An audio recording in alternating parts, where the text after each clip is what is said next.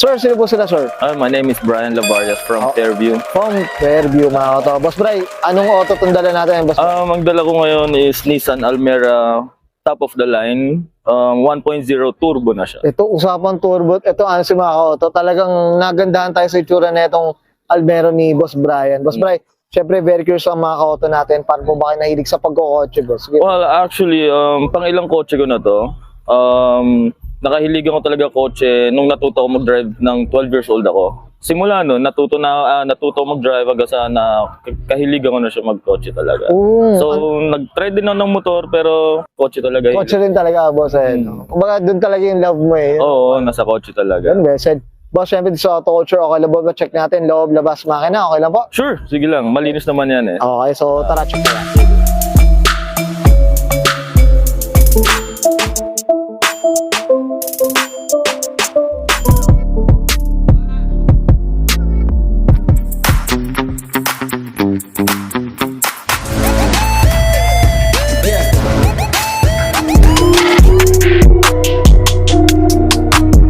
Usapang interior tayo, Boss Bray. Ano meron dito, boss? Sige. Well, nothing special naman dito sa kotse. All stock and then hindi naka-leather seat naman siya. Leather din naman nito.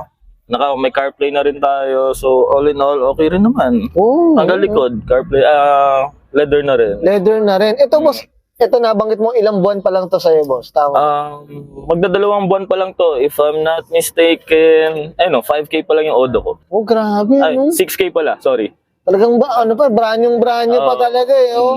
Pero yung itsura na ito, mga ka-auto, akala mo, ang ganda ng tindig na ito, mga ka-auto. Up tayo dito, from Auto Culture, Boss Bray. Ganda rin talagang logo. Tsaka ito may combo na, black, tsaka ito, anong kulay ba na ito, Boss Bray? Light blue yata.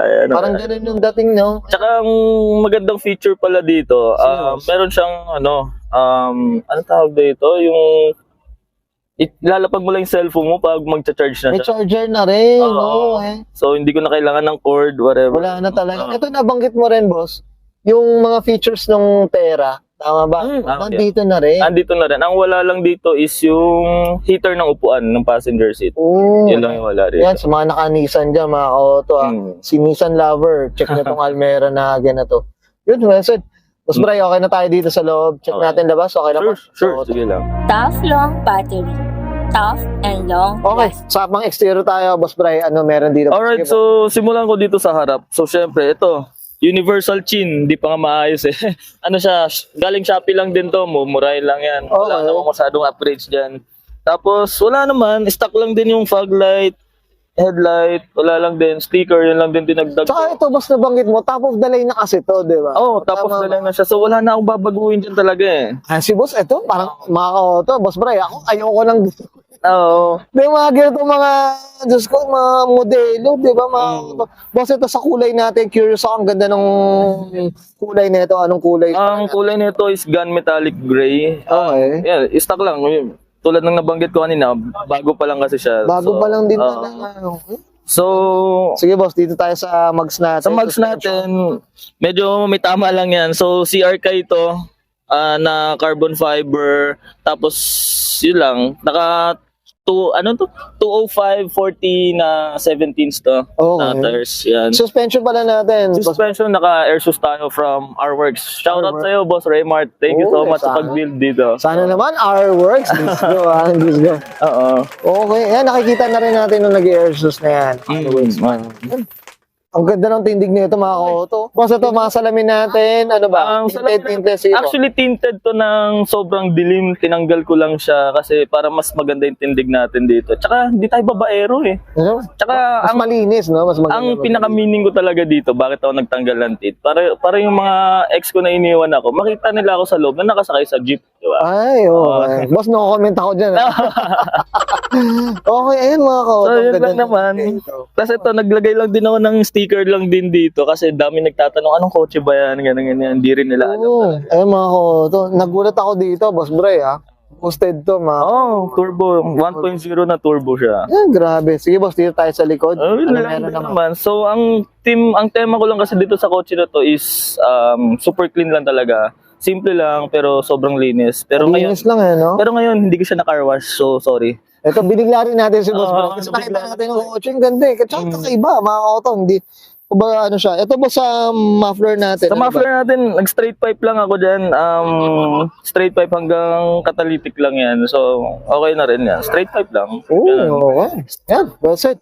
Boss Bray, okay na tayo sa labas. Check natin makina. Okay na ba? Sure, sige. So, tara. Okay. Sa pang makina tayo, Boss Bray. Ano meron dito, boss? Sige po. Alright, so dito 1.0 liter lang siya. And then, andyan yung turbo niya. So, nothing special lang din about dito. Malinis pa siya kahit pa paano kasi bago pa nga. So, Okay, no? ang ano ko rito, 1.0, tapos may turbo. Although CVT siya. Okay. Sabi ko, anong logic doon?